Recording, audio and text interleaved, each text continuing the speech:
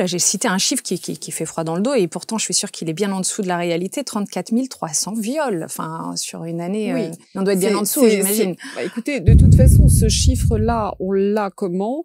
Par le dépôt des plaintes. C'est Donc, ça. toutes les victimes ne déposent pas plainte. C'est ça. Je rajouterai un autre chiffre qui me paraît très éloquent également, c'est que malgré ce nombre de victimes et de plaintes, on n'a qu'1% de condamnation des agresseurs sexuels devant une cour d'assises. Je répète.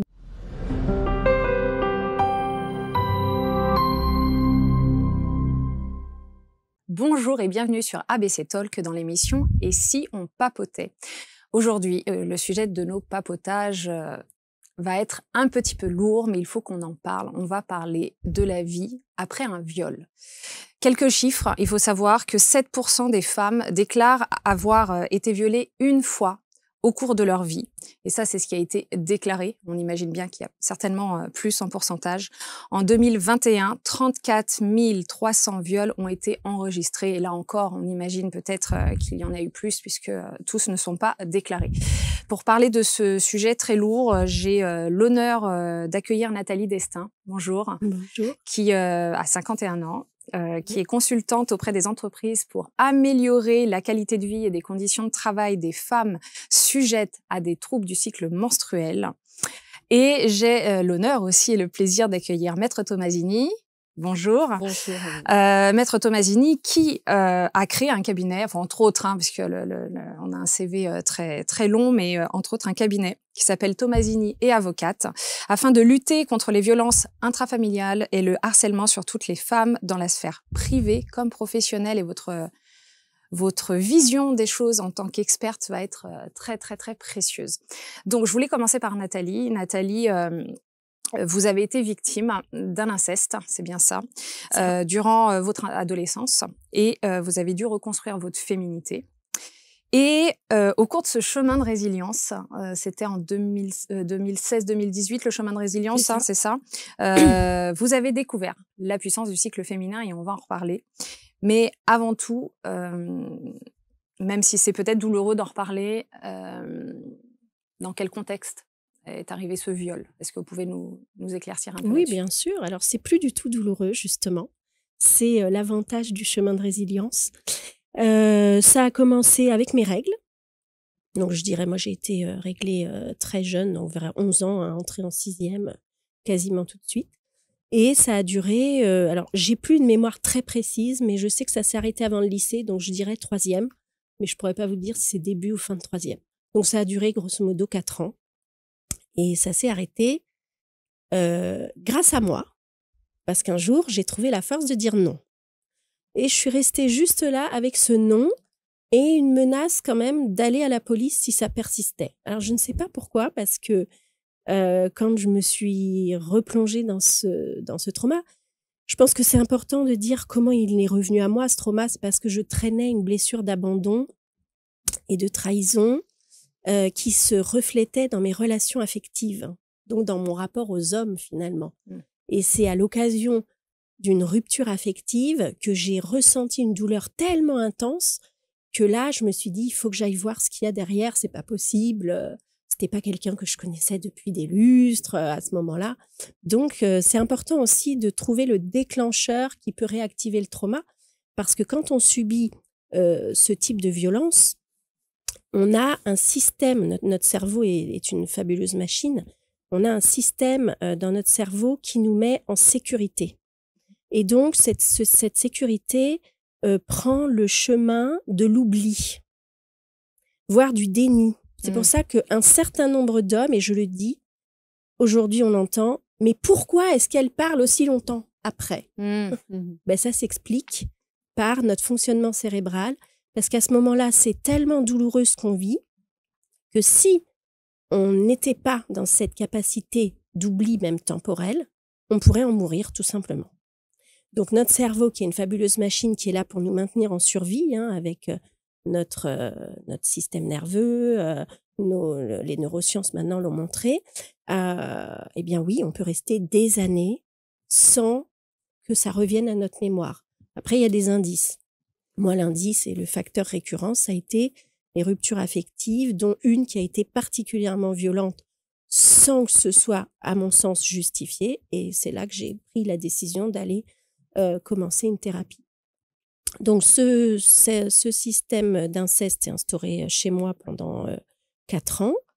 Et je n'habitais pas dans un appartement de 300 mètres carrés avec des espaces bien distincts. Donc, Donc, toujours confrontée à... Alors, toujours confrontée, mais surtout, j'ai conscientisé, beaucoup plus tard, le rôle de la mère. Pourquoi ça a pu durer 4 ans?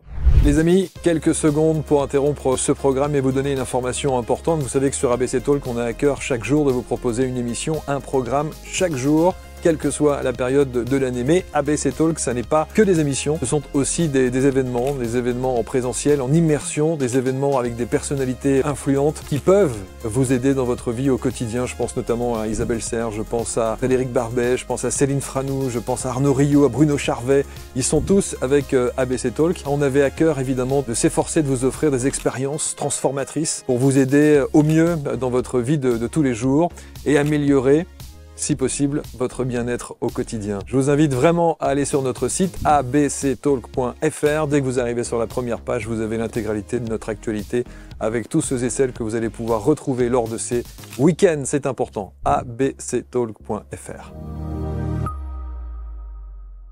Oui. Vous voyez, parce que Ça, moi, c'est une c'était question qu'on peut, et d'ailleurs, Maître Voilà. Tomasini, vous allez, peut-être même tout de suite, on en revient juste après, vos clientes, vous en avez beaucoup, là j'ai cité un chiffre qui fait froid dans le dos, et pourtant je suis sûre qu'il est bien en dessous de la réalité, 34 300 viols, enfin sur une année, Oui. on doit être bien en dessous, j'imagine. Bah, écoutez, de toute façon, ce chiffre-là, on l'a comment? Par le dépôt des plaintes. C'est Donc, ça. toutes les victimes ne déposent pas plainte. C'est ça. Je rajouterai un autre chiffre qui me paraît très éloquent également, c'est que malgré ce nombre de victimes et de plaintes, on n'a qu'1% de condamnation des agresseurs sexuels devant une cour d'assises. Je répète bien, 1%. 1%. D'accord. Donc, C'est dit. il faut avoir ça en tête. C'est-à-dire que les victimes, lorsqu'elles s'engagent dans un processus judiciaire, elles n'ont pratiquement très peu de chances et aucune certitude d'avoir gain de cause. En revanche, quand elles poussent la porte de mon cabinet, je leur dis, ça va être un parcours de combattante, mais si vous avez au moins une chance de vous faire reconnaître comme victime, ce qui est fondamental pour votre reconstruction, et faire condamner cet homme pour qu'il ne reproduise pas sur d'autres femmes, faites-le. On va y aller ensemble et on va aller jusqu'au bout de cette procédure. Parce que vous avez au moins une chance. Si vous ne faites rien, vous n'en avez aucune. En tout cas, de le faire condamner lui. Après, j'écoutais donc Nathalie dans son témoignage, qui a fait le choix, mais elle a eu cette force, et toutes les victimes ne l'ont pas, qui a fait le choix de ne pas déposer plainte, et qui a eu la force de dire par elle-même, non, stop, c'est terminé, et si tu continues, alors là, peut-être, je déposerai plainte. Je voudrais aussi commenter ce qu'elle a pu évoquer, c'est effectivement le stockage des événements traumatiques. Ça s'appelle la mémoire traumatique.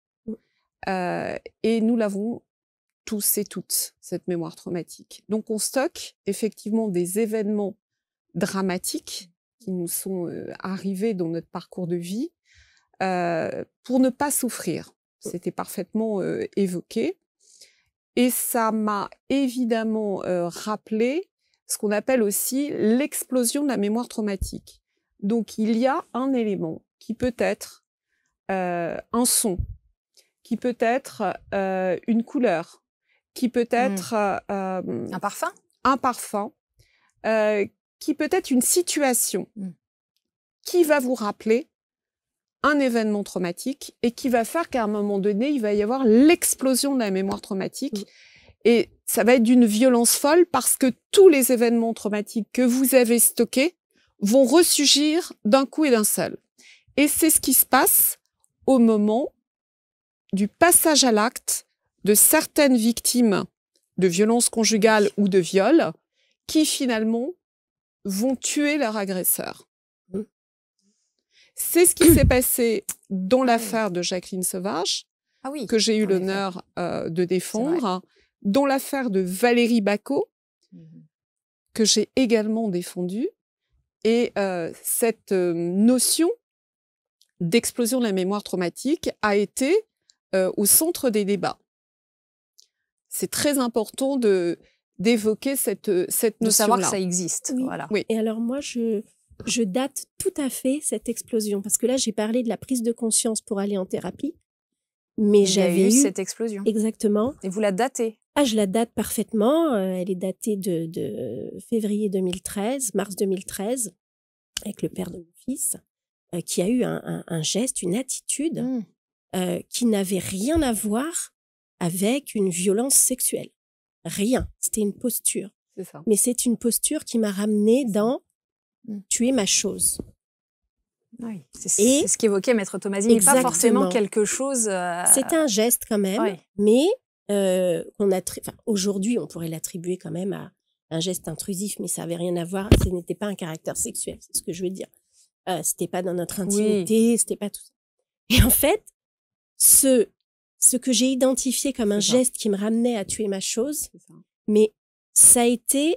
Alors, j'ai passé plusieurs mois à lui dire « je ne suis pas ta chose, je ne suis pas ta chose », il n'a pas entendu. Ça nous a amené au divorce. Et il y avait encore cette latence de mémoire traumatique. Hein. C'est-à-dire que moi, là, je le dis parce que j'ai fait le chemin. Il y a le recul. J'ai fait le chemin de résilience. Mais à ce moment-là, je ne sais pas. Et c'est pendant ma thérapie que je raconte cet épisode, puisque j'en parlais souvent à ma thérapeute. Elle me dit, bon, faut qu'on y revienne à cet épisode. Et elle m'a dit, votre divorce, il s'est joué là. Il s'est joué là parce que ça vous renvoyait à l'épisode traumatique que vous aviez vécu. Et effectivement, j'étais la chose de mon père. Alors, je disais à Nathalie, quand on échangeait avant le démarrage de l'émission, que peut-être, moi, j'ai eu la chance de ne pas avoir eu un père qui me... Je mets des guillemets, parce que le viol est une violence. Mais je n'avais pas de violence, de menace. Je n'avais pas ce que j'ai pu entendre chez certaines victimes, de femmes qui disent « il me menaçait, il m'humiliait ». Moi, au contraire, j'étais sur le piédestal. J'étais sa chose, j'étais son objet brillant. Et c'est ce qui fait que vous n'arriviez pas à dire stop avant, peut-être? Alors, quelle a été la pression? J'étais jeune déjà, et à l'époque, il faut bien se remettre dans le contexte, hein, ce sont des sujets qui ne sont pas du tout abordés. On n'en parle pas à l'école. On n'a pas, comme aujourd'hui dans les écoles, des numéros d'urgence, des personnes qui pourraient être référentes, rien, tout ça, hein, ni dans les collèges, ni dans les lycées. Donc, quand j'ai trouvé la force de dire non, bah, c'est parce qu'en fait, en parlant avec mes amis qui avaient des petits copains, tout ça, je commençais à me dire, mais il y a un truc qui va pas chez moi, enfin, c'est pas normal, voilà. Et il y a eu une latence, hein, pendant les 3 ans du lycée qui ont suivi, j'ai eu à peu près, enfin, j'ai eu la paix, il n'a plus jamais recommencé, hein, ça c'est important. J'avais inversé un petit peu comment dire, le rapport de force, mais on va dire en douceur à ce moment-là. C'est-à-dire, j'ai dit non, il a stoppé. Et c'est sûrement pour ça que je ne suis pas allée en justice. Oui, ça a été le point final, on va dire. Et quand j'ai eu 18 ou 19 ans, c'est maintenant, c'est après. J'étais en études, je suis revenue des Pays-Bas où j'étais partie étudier.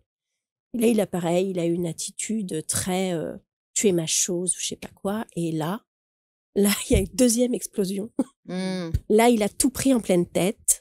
Mais c'était vraiment, je disais, j'ai craché mon venin. J'ai tout craché. C'était vraiment, il y avait une violence, hein, j'entends. Une explosion. Ouais, il y avait le mot cette explosion est vraiment. C'était ça. C'était fort. une violence envers lui, et je le vois très bien. Il était assis dans un canapé, j'étais debout. Il glissait, il se mettait à pleurer.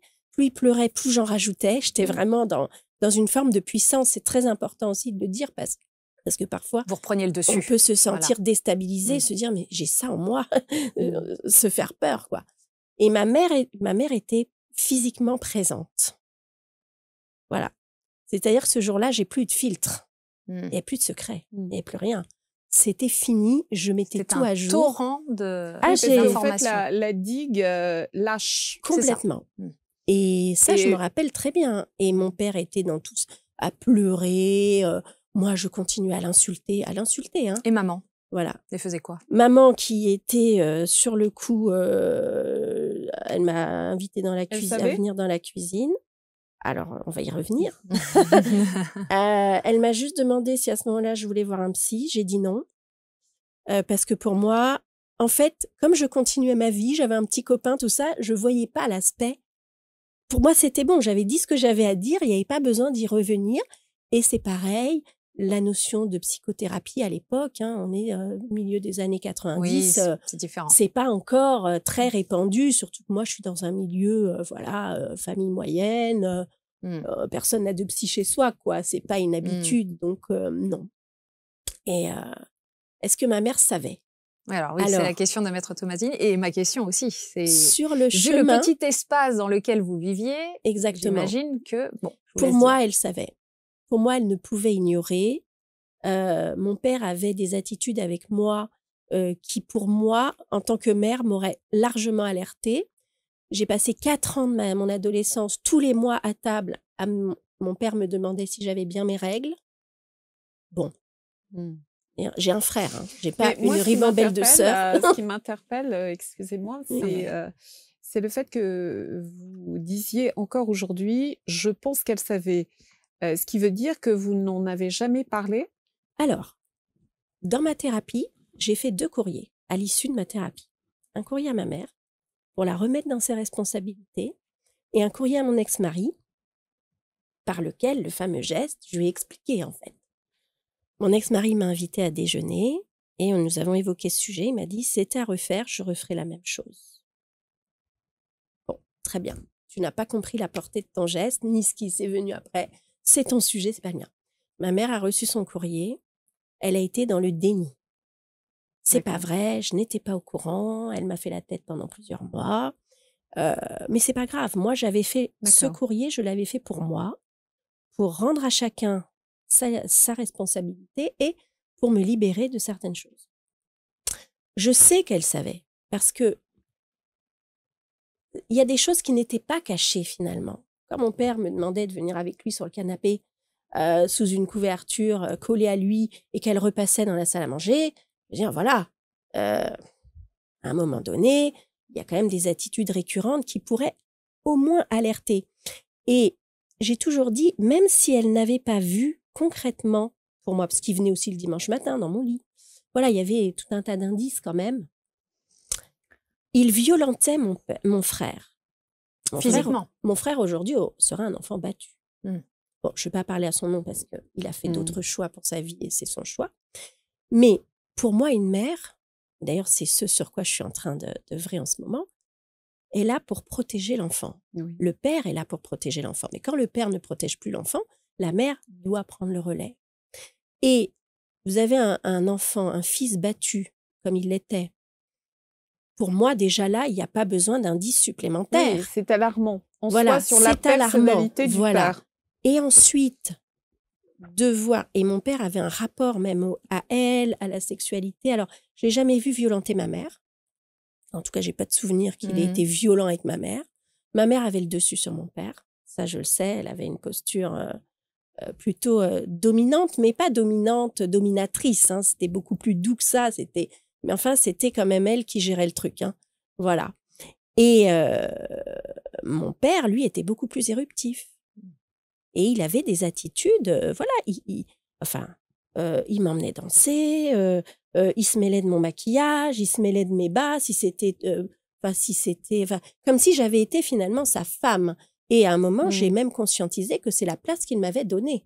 Tout à fait. Et peut-être qu'il n'avait plus de rapport avec votre mère. Après, j'ai le sentiment que vous en voulez presque plus à votre mère qu'à votre père. Hein.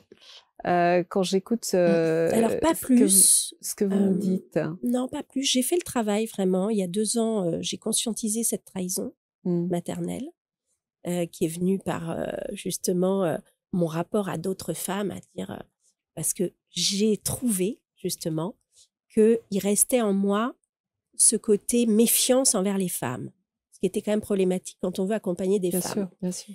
Et pourquoi, d'où ça venait? Et là, j'ai trouvé qu'effectivement, il y avait Un rapport à la mère. un rapport à la mère que je n'avais pas traité. Mm. C'est-à-dire, j'avais traité moi, hein, sous forme de courrier, de rendre sa responsabilité, mais je n'étais pas allée voir en moi ce que j'avais gardé de ça, de ces croyances, de ce ressenti profond que j'avais. Et là, depuis quelques semaines, hein, comme quoi on en sort, mais on évolue aussi toujours sur ce qu'on a pu vivre. Là maintenant, je suis en train de régler ce qu'on appelle la trahison originelle, c'est-à-dire qui réunit mes deux parents dans le fait qu'ils ont été dysfonctionnels quant à me protéger. Voilà. Oui. Et donc ça, c'est le travail que je ne pouvais pas faire avant tant que je n'avais pas réglé. Le père, c'était fait. Puis la vie s'est chargée de lui reprendre sa vie. Donc je n'ai pas eu aussi à aller en justice parce que finalement, il est décédé prématurément, on va dire. Il n'a jamais connu ses petits-enfants. Et, je vais vous dire, heureusement, moi j'ai toujours dit que j'aurais un garçon. Ça, c'était un peu ma protection de me dire... et j'ai fait très attention comment j'ai choisi le père de mon fils. Je ne l'ai jamais envoyé en colonie de vacances. Je faisais très attention à toutes les situations. C'était la peur complètement, que parce ça que se renouvelle. Malheureusement, je sais qu'il y a aussi des garçons qui subissent des violences sexuelles, notamment chez les jeunes garçons. Donc, c'était pas exclusif des filles. Et j'ai une nièce et je me dis finalement, heureusement, que voilà, il n'a pas pu œuvrer plus loin que moi. Et je suis celle dans les lignées qui est venue couper tout ça, c'est-à-dire par ma résilience, par tout ce que je fais, et aussi par finalement ma contribution auprès des femmes, leur permettre de retrouver de la puissance, du pouvoir, le pouvoir dans leur vie, de diriger leur vie, d'être qui elles veulent. C'est aussi une façon de sublimer et de transmuter tout ce package, ce bagage très très lourd au lourd départ. à porter au quotidien. Alors, Maître oui, c'est un témoignage qui est tout à fait, j'allais dire totalement même original. J'allais demander justement au sein de c'est un témoignage toutes vos clientes, qui est original parce que il s'inscrit, j'allais dire presque diamétralement opposé aux témoignages et aux affaires que j'ai à traiter avec mes clientes. À quoi ça ressemble habituellement ce que vous traitez? Je vous donne un exemple qui est vraiment au contrepoint de ce qu'on vient d'entendre, c'est-à-dire que dans un de mes dossiers, vous avez une mère dont la fille a été abusée sexuellement par son beau-père. Comment ça se passait? Ça se passait le soir lorsque le beau-père allait endormir cette jeune fille qui avait 12 ans.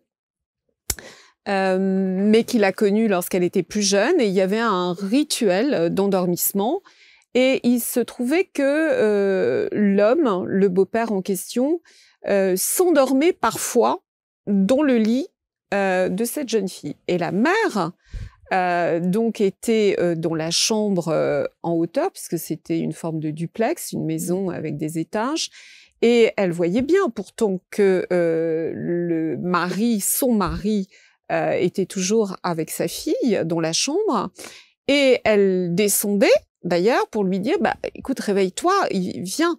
Donc elle l'avait vu dans le lit de sa fille adolescente.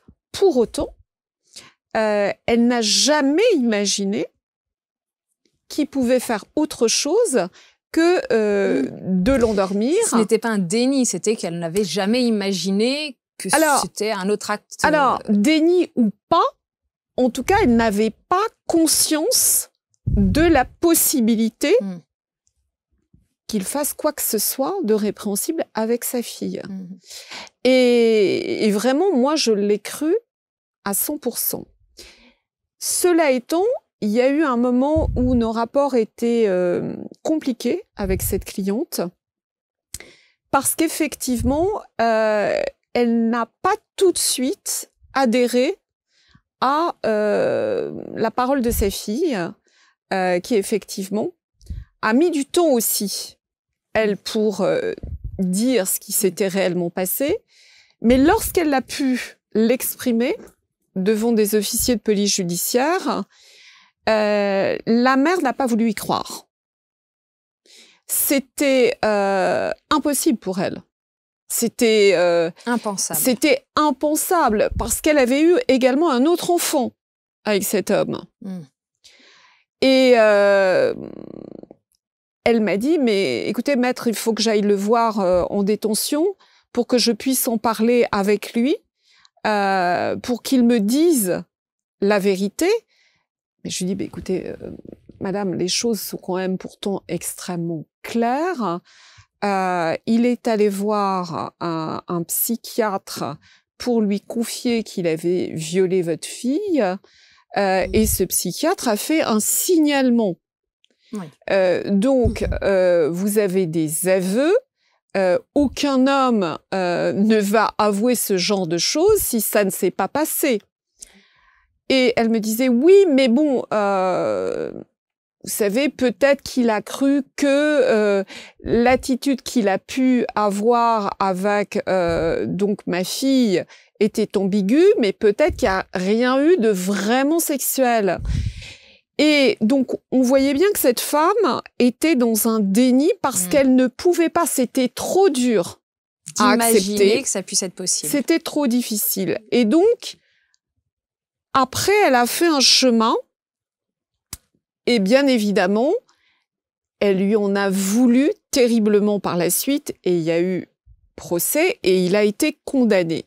Mais cette période où, à un moment donné, elle a douté, lui a été reprochée pendant toute la procédure. Et donc, moi, j'écoutais ce que Nathalie nous relatait. Et je ne suis pas certaine, moi, avec la distance qui est la mienne et en tant que professionnelle, je ne suis pas certaine que votre mère, consciemment, savait. Peut-être qu'effectivement, elle était dans le déni, peut-être qu'elle a remarqué certains signes, mais peut-être qu'elle aussi, dans son histoire personnelle, je n'en sais rien, c'est une hypothèse, a connu certains de ces signes qui, pour autant, n'ont pas été à l'origine d'agressions, ou en tout cas, peut-être aussi que, si ça l'a été, elle n'a pas voulu le voir. Ah oui. Donc, pour moi, il y a à la fois le fait d'être conscient et de savoir objectivement qu'il y a quelque chose et de ne pas intervenir, et le fait de ne pas vraiment en avoir conscience. Et donc, évidemment, si vous n'êtes pas conscient, il n'y a pas de responsabilité. Oui. C'est dur à entendre, ça, Nathalie? Non, franchement, parce que j'ai fait la paix avec tout ça. Moi, je suis passée à autre chose, vraiment, dans le sens où... et d'ailleurs, c'est pour ça que ce que j'ai dit au démarrage, hein, sortir de la mémoire traumatique pour aller sur la mémoire de narration, c'est ce qui permet de pouvoir parler du sujet sans souffrance. J'ai fait aussi de l'EMDR, j'ai eu la chance de bénéficier de la pratique EMDR, donc il y a une pratique qui vient au départ des champs militaires pour permettre aux militaires qui voient des choses vraiment atroces pouvoir continuer leur mission ensuite. Donc, ils passent souvent par ces techniques qui mettent en jeu le cerveau, les yeux. En fait, c'est de l'hypnose. Voilà. Peut-être le préciser. Oui, j'allais demander. Et qui vous permet d'avoir... En fait, ça se passe avec le regard, avec les yeux. Oui. Et ça vous permet de faire un retour en arrière dans votre vie antérieure. Celle que vous avez vécue précédemment. Voilà. Et donc, forcément, vous avez la mémoire du trauma et des événements qui se sont passés antérieurement. C'est ça. Voilà. Mais qui sortent, voilà, ça permet ensuite d'enlever le côté souffrance. C'est-à-dire que on peut évoquer le moment, la période, l'événement traumatique, sans être en souffrance soi-même. Voilà. Et pour moi, c'est une des phases très importantes, justement, de reprise de possession de son chemin de vie, de sa narration personnelle. Parce que quand on a compris ça, quand on est sorti de la souffrance, on peut évoquer le sujet et aller travailler autour, évoluer et entamer un vrai chemin de résilience. Toutefois, la thérapie, pour moi, n'est pas suffisante. Parce que la thérapie permet... Alors, la reconnaissance de l'état de victime me semble très importante et je le vois à travers beaucoup de témoignages, que ce soit les vôtres, que ce soit des femmes qui s'expriment tout le temps sur ces sujets. Je n'ai bizarrement pas eu besoin, à titre personnel, de cette reconnaissance, mais je me le suis expliqué par la puissance que j'ai déployée au moment où finalement j'ai su dire non et où j'ai mis mon père face à son horreur. Et il est vrai que dans ma vie ensuite, je n'ai plus jamais eu peur d'aucun homme, d'aucun supérieur hiérarchique. J'ai évolué dans un milieu professionnel où il y avait des inspecteurs et je voyais mes collègues terrifiés et je ne comprenais pas.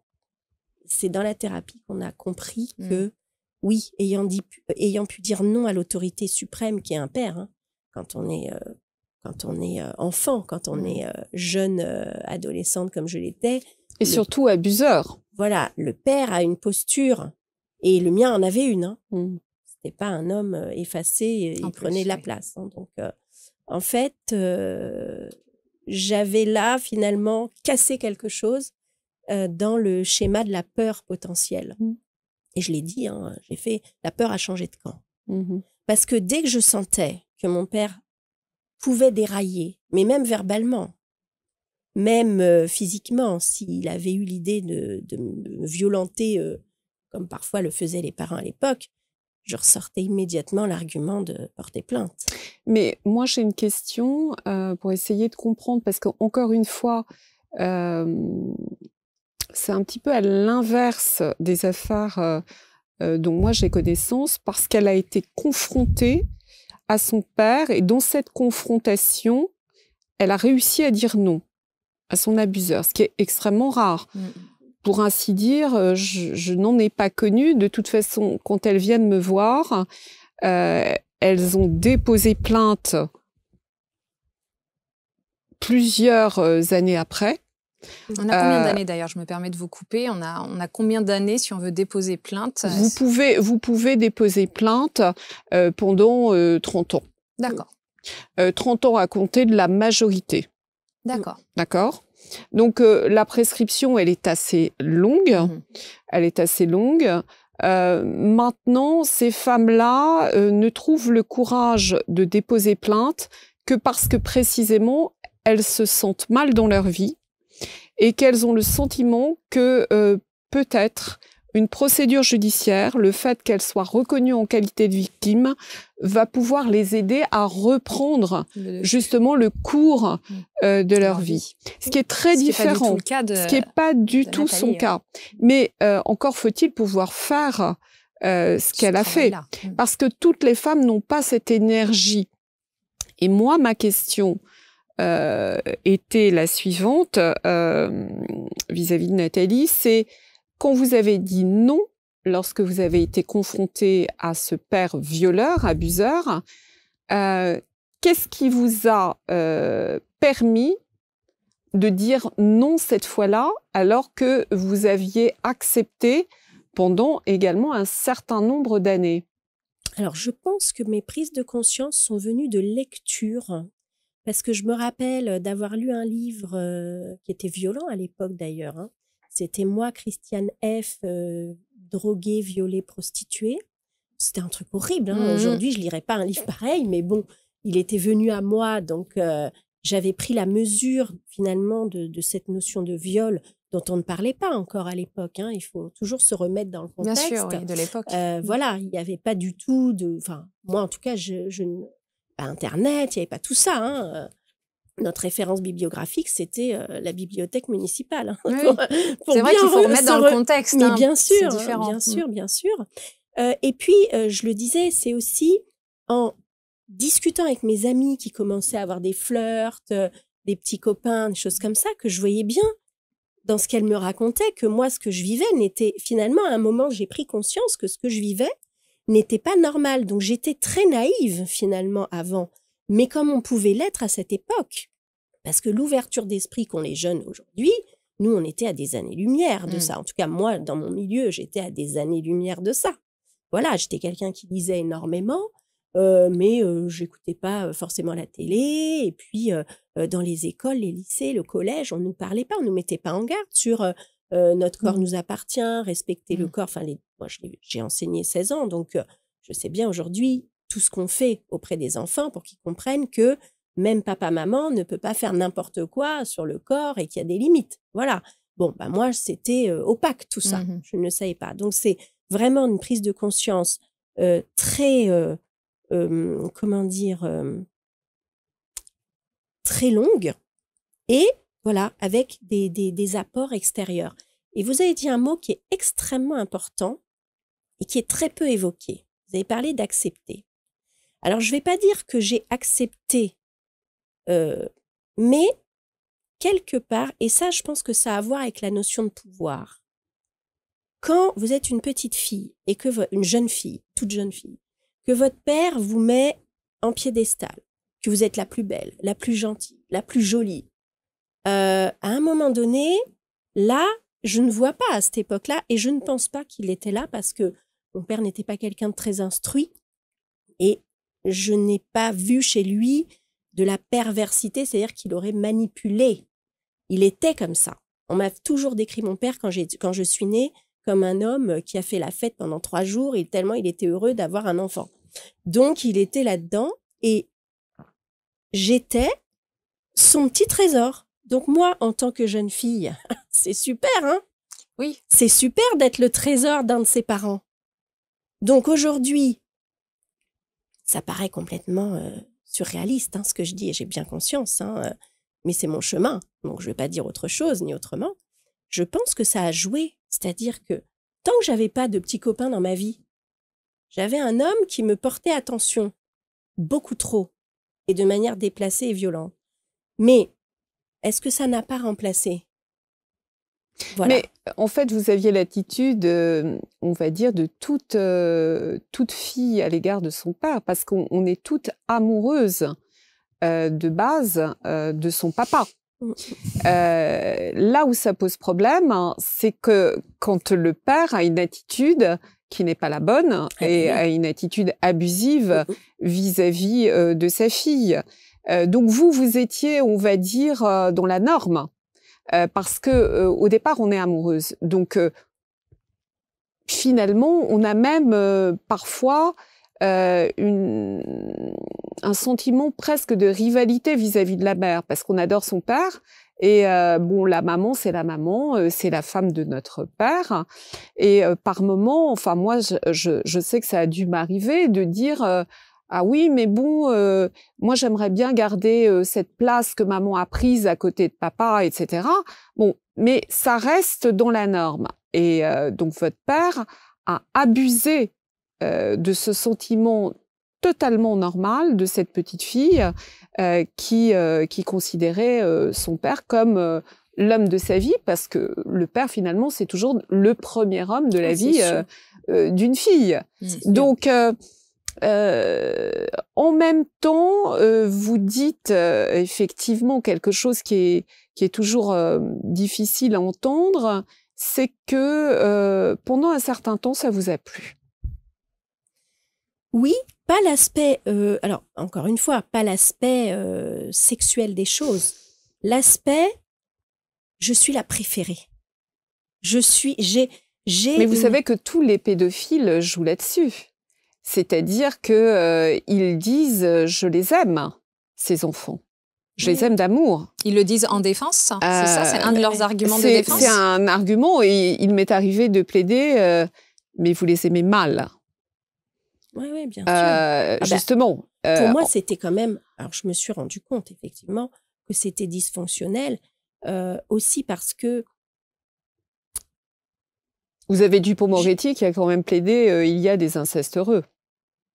Ah, Monsieur Moretti, bien sûr. Oui. Alors, moi, je n'irai pas dire ça parce que les ravages que ça fait dans la suite et dans ce qu'on vit et même physiquement et même pour une femme. Alors moi, j'ai aucun rapport à la virginité particulier, mais bon, on va dire que finalement, ma première fois est forcément corrélée à un événement traumatique.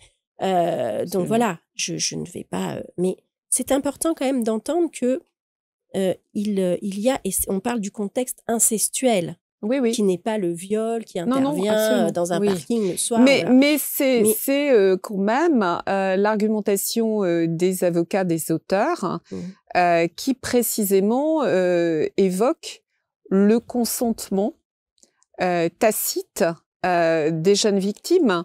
Et ça, on ne peut pas l'accepter. Non. Mais en même temps, c'est intéressant.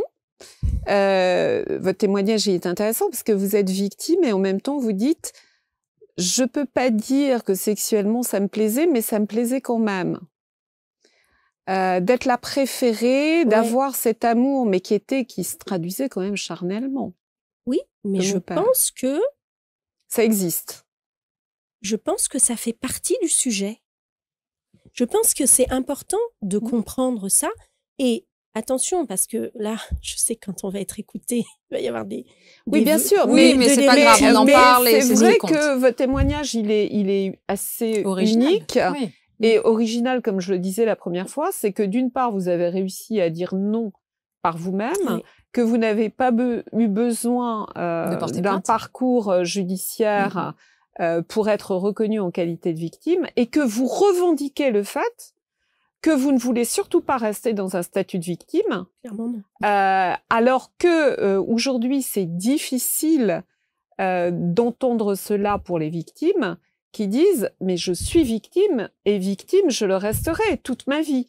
Et ça, je l'entends aussi parce que j'ai toujours eu le sentiment que certes, les années de thérapie vont aider à dépasser le trauma, mais c'est vraiment ce que je vous ai dit lorsqu'on s'est rencontrés en deçà de ce plateau. Je vous ai dit, est-ce que vous avez réussi à dépasser sans y croire et sans penser que vous alliez me dire « oui, tout à fait ». Et c'est pour ça que votre témoignage, il est vraiment intéressant parce que vous dévoilez quelque part ce qu'on ne dévoile jamais et vous allez sur des sentiers sur lesquels on ne va jamais. D'où l'intérêt d'avoir Nathalie aujourd'hui. Oui, oui, complètement. Et même moi, je suis confrontée à ce témoignage et je revisite finalement le discours de mes clientes. Après, réserve étant faite, que chaque femme a une histoire particulière et qu'on ne peut absolument pas comparer, mais c'est intéressant d'avoir un autre regard. Voilà. Oui, oui, bien sûr. Hein, ça, c'est pas comparer, c'est comparer les douleurs, comparer les traumas. Pas comparer, mais ça effectivement, n'a pas de si sens. quelqu'un qui nous regarde a un peu le sentiment de Nathalie, et voilà, ça permet d'avoir une autre vision de ce qui peut se passer après un viol incestueux. Mais en revanche, là où je souligne le fait que Nathalie a parfaitement raison d'évoquer le fait qu'il ne faut pas rester dans un statut de victime, ça s'adresse à toutes les victimes. Oui, et c'est pour moi important. Et donc, pour moi, c'est pas la thérapie qui m'a fait sortir de la thérapie m'a peut-être permis de comprendre que j'étais victime. C'est un outil. Finalement, moi, je l'avais pas vécu comme ça. En tout cas, je ne mettais pas cette étiquette sur moi et je n'ai pas choisi la voie judiciaire pour régler ce trauma. Donc, personne de l'extérieur ne m'a reconnue comme victime. Voilà. Et si c'est drôle, c'est venu après par des proches à moi quand j'en ai parlé, parce que maintenant j'en parle facilement, j'arrive à sourire quand j'en parle, et donc j'ai eu des proches qui se sont effondrés quand ils ont appris ça, et je les regardais en disant mais qu'est-ce qui t'arrive? Oui, parce que et en fait eux ils sont dans l'horreur et moi je suis sortie de l'horreur, donc c'est il y a un décalage complet. Mais même la posture de Nathalie est particulière parce que elle a une distance par rapport à son histoire et elle sourit. Elle est bien avec elle-même et très rarement les victimes sont ainsi. Alors ça, c'est l'autre partie du chemin. C'est-à-dire qu'après la thérapie, pour moi, ça n'a pas été suffisant. Et il a fallu que je me réapproprie cette forme de féminité profonde qui qu'on porte toutes en nous, mais une féminité qui n'est pas ni accessoire ni visuelle, si je puis dire, hein, même si, a priori... je me montre plutôt féminine, mais c'est cette féminité profonde. Qu'est-ce que ça voulait dire pour moi maintenant d'être une femme qui se réappropriait son chemin et comment je voulais continuer mon chemin de femme et notamment vis-à-vis des hommes, parce que c'était par là que mon trauma avait été revenu. Donc, comment je fais maintenant pour revenir dans des relations apaisées, de confiance, avec les hommes, que ce soit dans le travail, que ce soit dans ma vie privée, que ce soit aussi vis-à-vis de mon fils, c'est-à-dire pouvoir aussi élever mon fils sans lui transmettre de rancœur, de choses qu'il n'a pas apportées, puisque lui, il n'a rien à voir dans tout ce que j'ai vécu. Et en fait, pour moi, c'était fondamental. Et c'est là où j'ai eu, voilà, je me suis reconnectée, j'ai énormément lu, je me suis documentée sur tout ce qui constitue, et vous en parliez tout à l'heure, hein, c'est la connaissance approfondie du cycle menstruel qui m'a permis de me réapproprier, entre autres, ma pleine féminité, d'être solide sur mes bases, de me dire, voilà, c'est la femme que je suis, elle est comme ça, j'ai vécu ça, ça m'amène ça, voilà comment aujourd'hui je me positionne. Ça fait qu'il y a des archétypes auxquels beaucoup de femmes sont connectées, qui font peur à beaucoup de femmes, et moi, au contraire, je les prends et je les incarne. Et donc, j'ai eu un grand moment où je suis restée seule, hein, entre mon divorce et puis le moment où j'ai rencontré mon compagnon actuel. J'ai fait ce choix, j'en avais besoin pour m'explorer, pour savoir ce que je désirais, ce que je voulais, ce que je ne voulais plus, où je voulais aller, comment je voulais y aller, comment je voulais être accompagnée dans ma vie si je permettais à un homme d'y revenir. Et tout ça, ça a été un chemin, mais un chemin fait dans le positif. C'est-à-dire qu'il n'y avait aucune raison pour moi de rester étriquée dans ce que je vois aujourd'hui beaucoup trop, qui est cette posture de victime qui est surjouée.